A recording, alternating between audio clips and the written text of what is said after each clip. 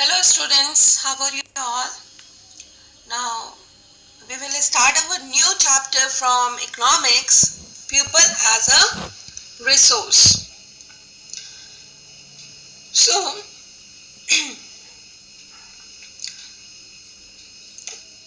जो पॉपुलेशन है वो किसी भी नेशन की पॉपुलेशन उसका रिसोर्स ह्यूमन रिसोर्स होती है। जैसे कि दूसरे फिजिकल रिसोर्सेस होते हैं वैसे ही वो भी होती है। अब इन रिसोर्सेस को हम ह्यूमन कैपिटल में कैसे कन्वर्ट कर सकते हैं? जब हम उसमें इन्वेस्टमेंट करते हैं in the form of education, training और मेडिकल केयर के थ्रू। ठीक है, ह्यूमन कैपिटल फॉर्मेशन कैसे होता है? जब हम उसमें और क्योंकि जो ह्यूमन बीइंग्स हैं उनमें कैपेबिलिटीज होती हैं काम करने की। उसको उनके काम करने की कैपेबिलिटीज को और डेवलप कैसे किया जा सकता है? जब हम उनको और एजुकेटेड कर दें, उनको हेल्थ क्योर दें, और जब इनमें इस तरीके का इन्वेस्टमेंट होता है तो ये ह्यूमन कैपिटल फॉर्मेशन कहलाता है। इसके बेनिफिट्स क्या हैं? It increases the productivity of the workers. Productivity means कि उनके काम करने की, उत्पादन की क्षमता को बढ़ा देता है। कोई भी प्रोडक्शन करते हैं, जब हमारे पास में ट्रेनिंग होगी, एजुकेशन होगा, नॉलेज होगा, तो हम उसको और अच्छी तरीके से प्रोडक्शन कर सकते हैं किसी भी चीज का। Now the second is educated, trained and healthy people can use natural resources in a better way। जो एजुकेटेड होंगे, जो ट्रेन होंगे और जो हेल्दी पीपल्स होंगे वो नेचुरल रिसोर्सेज को एफिशिएंटली और इफेक्टिवली यूज कर पाएंगे। Is it adds to quality of labour. जो काम करना है, जो हमारी जो क्षमताएं हैं उनमें और क्वालिटीज को improve, add कर देती है।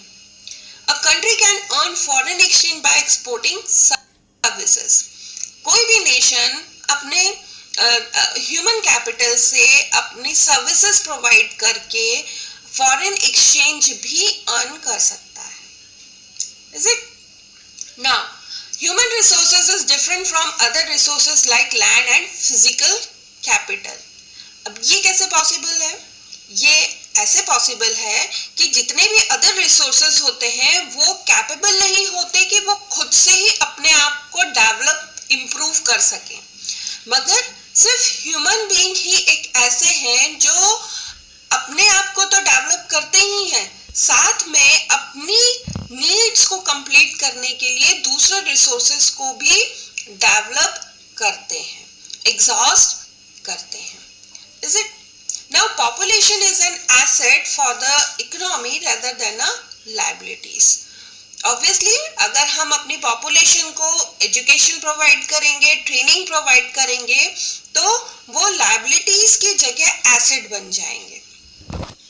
ठीक है ना, जिम्मेदारी नहीं होंगी, हमें उन पे ज्यादा खर्च नहीं करना पड़ेगा, क्योंकि एक समय के बाद जो हम इन्वेस्टमेंट उनमें उनका वो हमें रिटर्न प्रोवाइड करेंगे।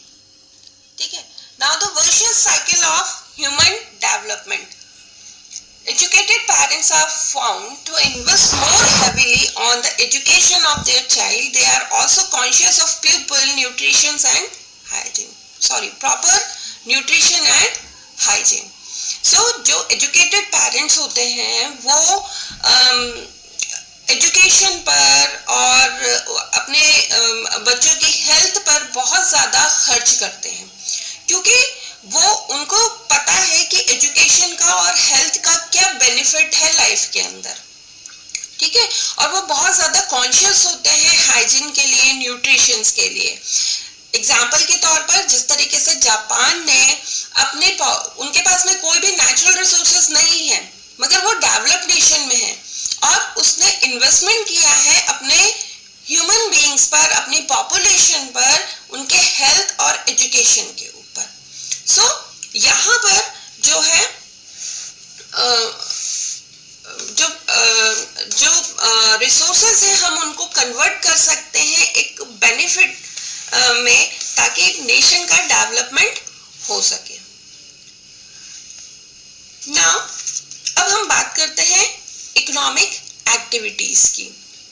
सो जितनी भी एक्टिविटीज हैं जो कंट्रीब्यूट करती हैं गुड्स और सर्विसेज को गुड्स और सर्विसेज के फ्लो में, उनको हम इकोनॉमिक एक्टिविटीज कहते हैं। और ये एक्टिविटीज नेशनल इनकम में भी अपनी वैल्यूज ऐड करती हैं। सो अगर डिफाइन करेंगे तो कैसे करेंगे? All the activities which contribute to the flow of goods and services in the economy are called economic activities. These activities add value to the national income. अब ये इकोनॉमिक एक्टिविटीज जो हैं वो टू पार्ट्स में है, एक market activities and non market activities. So market activities में कौन कौन सी आ गई? वो एक्टिविटीज जो कि मनी और प्रॉफिट से रिलेटेड होती हैं। उसमें production of goods and services, government services, वो सारी चीजें इसके मार्केट एक्टिविटीज के अंदर आ जाएंगी। नॉन मार्केट एक्टिविटीज कौन सी हो गई? वो ऐसे प्रोडक्शन जो सेल्फ कंजम्पशन के लिए किया जाता हो। एग्जाम्पल के तौर पर जो प्राइमरी प्रोडक्ट्स होते हैं एग्रीकल्चर से रिलेटेड हो गए, ठीक है, तो वो पार्ट जो हम खुद अपने कंजम्पशन के लिए रख लेते हैं, सोल्ड आउट नहीं करते, वो आपका नॉन मार्केट एक्टिविटीज के अंदर इंक्लूड हो जाएगा। नाउ डिफरेंस देख लेते हैं हम economic activities and non economic activities का। So economic activities contribute to the flow of goods and services in an economy, ठीक है, and non-economic activities do not contribute to the flow of goods and services in an economy. Second difference, an increase in productive activities means economy is progressing. इसका मतलब क्या हुआ कि अगर आप economic activities के थ्रू प्रोडक्टिव एक्टिविटीज में increase हो रहा है, प्रोडक्शन इंक्रीज हो रहा है, इट मींस कि आपकी इकोनॉमी जो है वो भी प्रोग्रेस कर रही है। Is it? Non economic activities, increase in non economic activity is not an indicator of the economy is progressive. एक बहुत अच्छा एग्जांपल है आप लोगों के लिए इकोनॉमिक एक्टिविटीज और नॉन इकोनॉमिक एक्टिविटीज का, कि लॉकडाउन में सारी चीजें बंद हो गई मगर फिर भी हम लोग घर में हैं और जो हम खर्च कर रहे हैं, ये मतलब जो हम अपने लिए ऊपर एक्सपेंडिचर कर रहे हैं, लेकिन हमारे घर में कोई इनकम नहीं आ रही, तो एक तरीके से वो नॉन इकोनॉमिक एक्टिविटीज हो गई क्योंकि उसमें कोई प्रोडक्शन नहीं हो रहा, ठीक है। और जब हम अर्न करते हैं मनी को तो वो हमारी इकोनॉमिक एक्टिविटीज में इंक्लूड हो जाता है। Is it?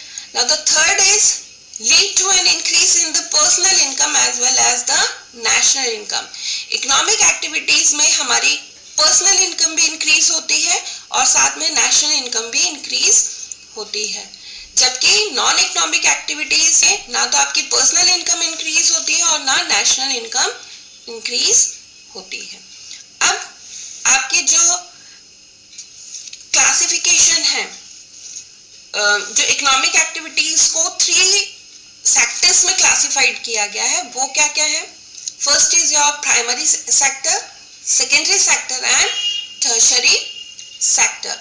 So primary sector के अंदर वो सारे नेचुरल रिसोर्सेज इंक्लूड हो जाएंगे जिनसे हम प्रोडक्शन करते हैं, ठीक है, जैसे कि आपका एग्रीकल्चर हो गया, फॉरेस्ट्री हो गया, फिशिंग हो गया, माइनिंग हो गया, जो भी डायरेक्टली नेचर से रिलेटेड प्रोडक्शंस हैं वो सारे आपके प्राइमरी सेक्टर्स के अंदर इंक्लूड हो जाएंगे। सेकेंडरी सेक्टर में क्या होगा?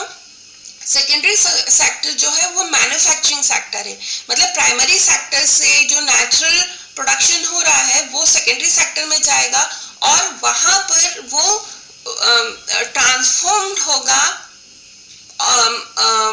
उसमें कुछ चेंजेस आएंगे ताकि दूसरा और सामान तैयार किया जाएगा, मैन्युफैक्चर किया जाएगा और उनको यूज किया जाएगा, ठीक है। टर्शरी सेक्टर के अंदर जितनी भी सर्विसेज आएंगी जो आपके प्राइमरी और सेकेंडरी सेक्टर को हेल्प करती हैं, वो सारे इस टर्शरी सेक्टर के अंदर आ जाएंगी। ठीक है, यहाँ पर जो भी सोसाइटी के अंदर जो भी सर्विसेज लगती हैं, जो भी सोसाइटी में हेल्प होती है उन सर्विसेज के थ्रू, वो सारी आ जाती हैं। एग्जाम्पल के तौर पर फॉर एग्जाम्पल डॉक्टर्स हो गए, नर्सेज हो गए, बैंकर्स हो गए, टीचर्स हो गए, ये सारे क्या करते हैं, ये सर्विसेज प्रोवाइड करते हैं। तो ये टर्शरी सेक्टर के अंदर आ जाएगा। So it's all about today. We will continue in the next lecture. Till then, bye bye.